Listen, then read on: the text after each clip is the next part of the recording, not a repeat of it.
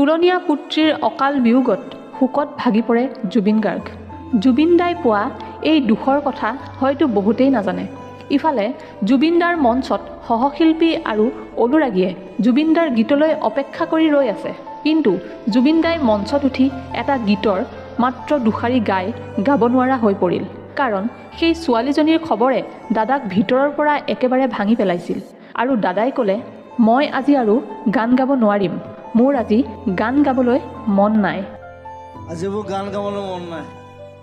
জুবিন দাৰ এই কথা শুনি উদ্যোক্তাসকলে জুবিন দাৰ লগত যোৱা বাদ্যযন্ত্ৰীসকলক বেয়া ব্যৱহাৰ কৰিলে আৰু তেওঁলোকক ইমানেই বেয়া ব্যৱহাৰ কৰিলে যে তেওঁলোকক মাত্ৰ মাৰিবলৈহে বাকী আছিল।